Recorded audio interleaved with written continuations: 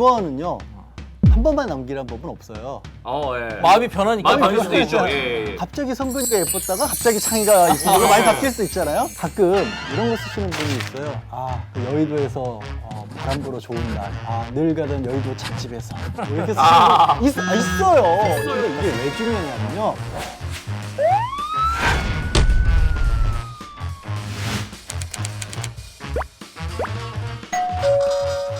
네, 오늘은 유언장에 대한 얘기를 좀 해보겠습니다. 공교롭게도 최근에 좀 타계한 유명 인물들의 유언장을 둘러싼 상속인들의 분쟁이 좀 많이 발생을 하고 있죠. 소송으로까지 번졌습니다. 고 김대중 전 대통령 그리고 이호 여사 유산 관련 분쟁에 대해서 얘기를 나눠보겠습니다. 네. 그 김대중 대통령의 삼남이죠.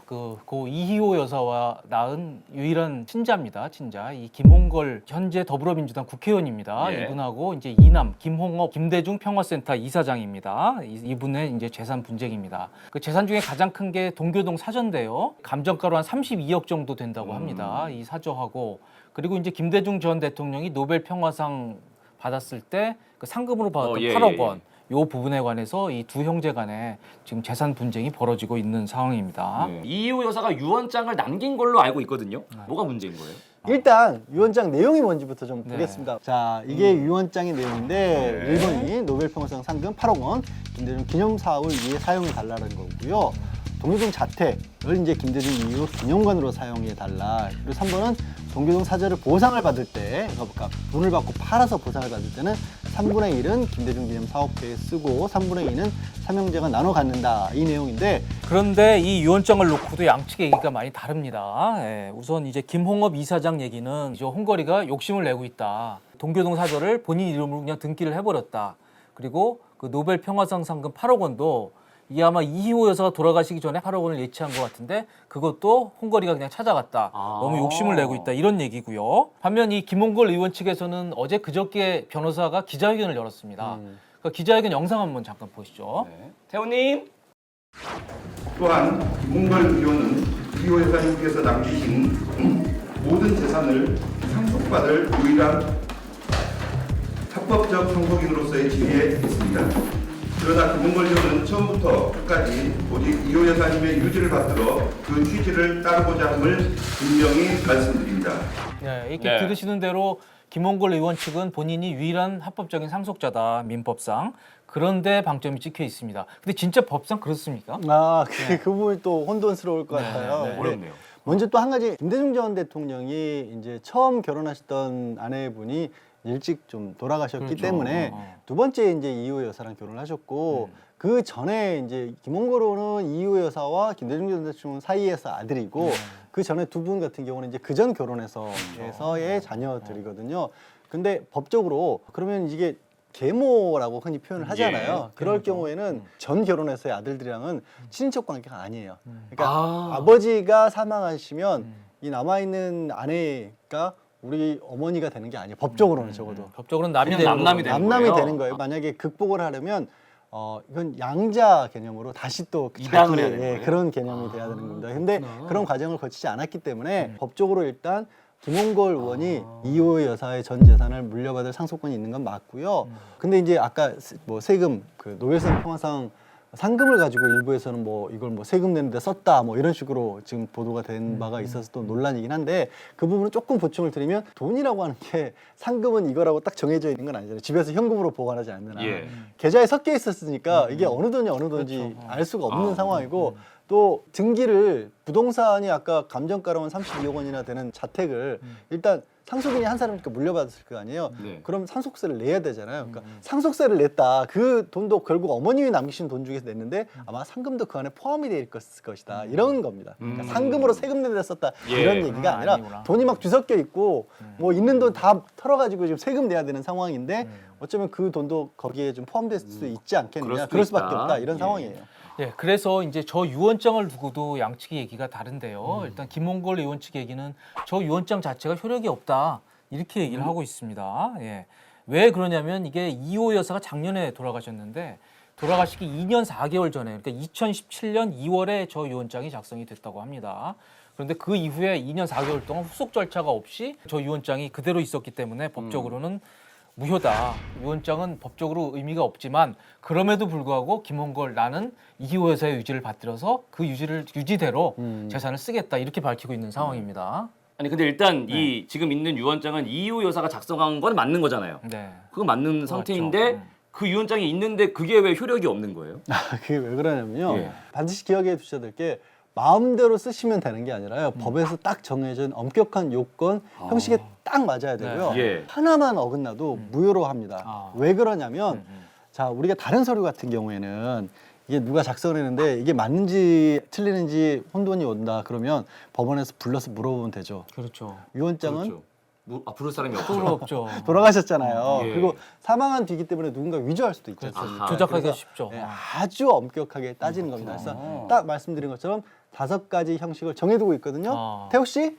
저 5가지. 예. 작성증서, 녹음, 공정증서, 비밀증서, 구수증서라고 5가지를 정해놓고 각각의 또 엄격한 요건을 주고 있습니다. 네. 그러면은 이희호 여사 유언장은 어디에 포함이 되는 건가요? 이제 한번 유언장을 한번 보시겠습니다. 이게 주간조선에서 이 사본을 입수를 해서 공개를 한 건데요. 예. 저거 보시면은 뭐 자필도 아니고요, 녹음도 아니고, 아니고. 결국 이 구수증서, 그러니까 받아놓은 증서로 봐야 될 것 같아요. 이 여사가 이제 부르고 다른 사람이 쓴 구수증서에 대한 아하. 유언으로 봐야 될 것 같은데 예. 저기 보시면 이제 서명 이희호 여사 그 서명이 여기, 있고요. 여기. 예, 네. 거기 보면 확인한 사람들이 있어. 윤모 씨는 장남 김홍일 의원의 부인입니다. 지금 이미 타계하셨는데 그때 몸이 안 좋아서 부인이 아마 대신한 것 같고요. 그리고 김홍업 씨의 이제 서명도 있습니다. 예, 예. 중요한 점은요. 저게 구수증서에 의한 유언은 어떨 때 하냐면은 갑자기 돌아가실 때, 그러니까 막 자필이나 녹음을 하기 어려울 때 아마 그럴 때 하는 것 같아요. 예, 그래서 좀 민법상도 약간 특별한 경우에 이제 하는 건데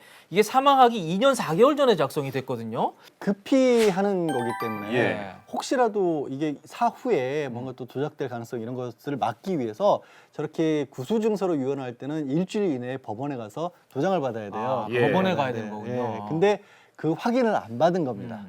이호 여사님도 건강이 이후로는 또 회복이 괜찮으셨기 때문에 구수증서의 요건 자체가 일단 성립이 좀 어렵기도 하고 법원 날인도 안 받았다. 하지만 김홍업 의원 쪽에서 뭐라 하냐면 저기 유언장은 아닐지언정 다른 문서로서 효력은 있는 거다. 예를 들어서 저거는 증여를 한 걸로 볼 수도 있다. 이런 얘기를 하고 계세요. 거기에 동의하지 않았느냐 조장도 찍었으니까 김홍걸 의원도. 이야, 그런 거군요. 그러니까 복잡하네요. 지금 되게 김홍걸, 김홍업 두 사람의 의견이 첨예하게 맞서고 있는 건데 궁금한 건 결국 누구 말이 맞는 거예요? 네, 누구 말이 맞는지는 법원이 가려줄 거예요. 그렇죠. 다만 이제 동교동 사저, 노벨 평화상 이런 느낌이 이 말들에서 주는 무게감이 있잖아요. 있죠.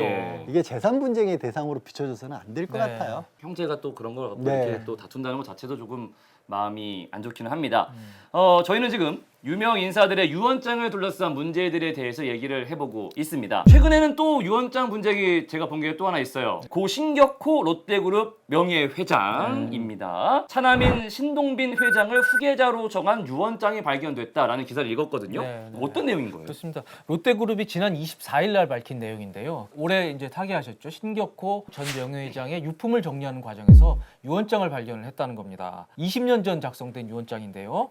이 유언장 내용을 차남인 신동빈 회장이 일본 롯데홀딩스 이사회에서 밝혔어요. 뭐라고 얘기했냐면 유언장이 발견이 됐는데 나 신동빈을 후계자로 삼겠다, 이런 내용이 발견이 됐다.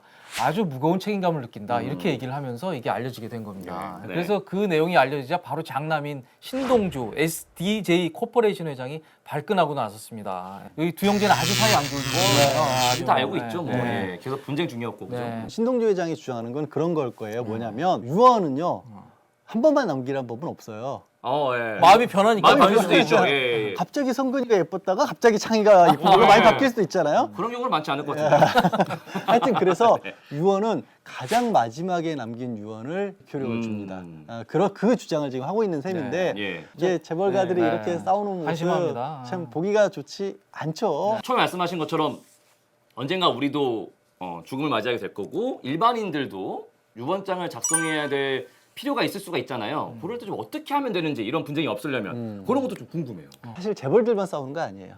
뭐 일반 가정 일반인들도 많이 뭐- 싸워요. 아니 재산이 안 많아도 재산 조그만 재산 가지고도 그러니까요. 뭔가 형제들 싸움 크게 나요. 마음상으로 뭔가 이게 좀 네.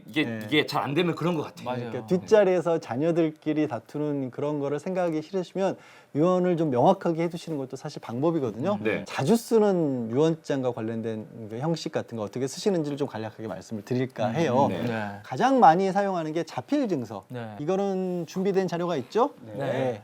자필 네. 증서라는 게 어려운 게 아니라요. 자기 손으로 다 글씨를 쓰는 겁니다. 다 완벽하네요, 일일이. 그러면. 예, 근데 딱 자기 손으로 처음부터 끝까지 다 쓰셔야 돼요.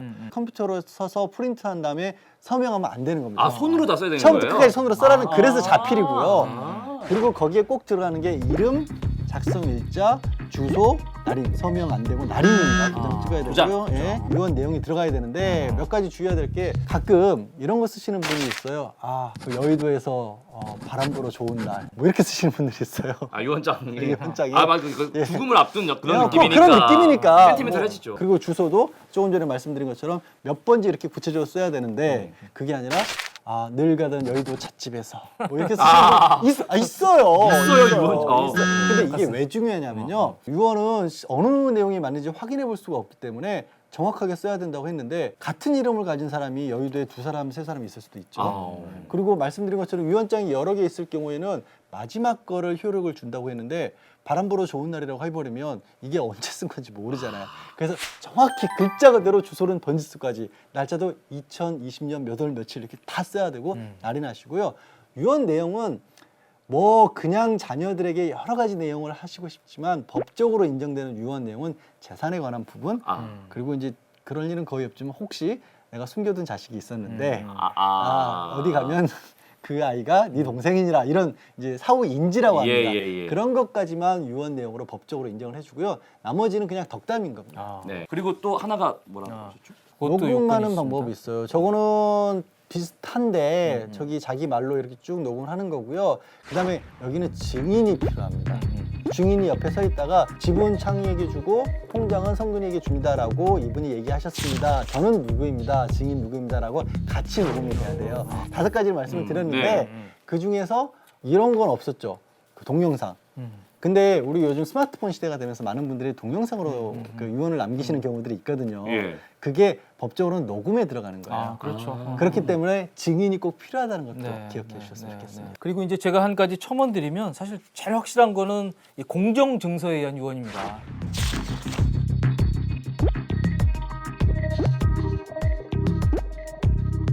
공증인 앞에서 변호사 앞에서 하는 건데요. 이것도 공증인 2명 앞에서 한다 그럽니다. 이게 변호사 비용은 좀 들겠지만 어떻게 보면 가장 확실한 공정증서는 제가 알기로는 10만 원 이내인가 뭐 그 정도예요. 아까 그랬잖아요. 요만한 흠만 나와도 무효로 돌아가는 거. 예. 내가 내 뜻을 남기고 있는데 무효로 돌아가는 거는 좀 허망할 수 허탈하죠. 있잖아요. 그리고 그것 때문에 자녀들이 싸운다는 걸 생각해 보시면 네. 공정증서를 저는 추천을 합니다. 네. 참고로 저는 공정증서 작업 안 합니다.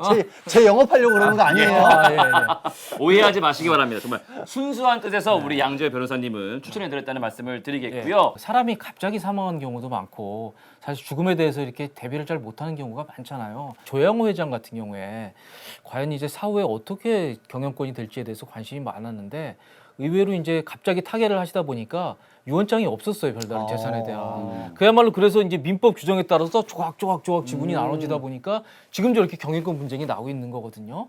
그럼 모르겠습니다. 그게 조양호 회장의 뜻이었는지 아직 유언을 못 남긴 건지는 모르겠지만 죽음 앞에서는 꼼꼼한 준비가 없을 수도 있거든요. 그래서 이런 내용들을 좀 잘 새겨서 좀 정리할 건 확실히 정리하고 떠나시는 것도 좋겠다는 생각이 드네요. 네. 그리고 좀 무엇보다 드는 생각은 돌아가신 다음에 남는 게 싸움이나 분쟁이 아니라 화해와 이해가 되기를 저는 바라는 마음입니다. 오늘 속고 살지 마 유언장 관련 분야 소식은 여기까지 얘기하겠습니다. 고맙습니다.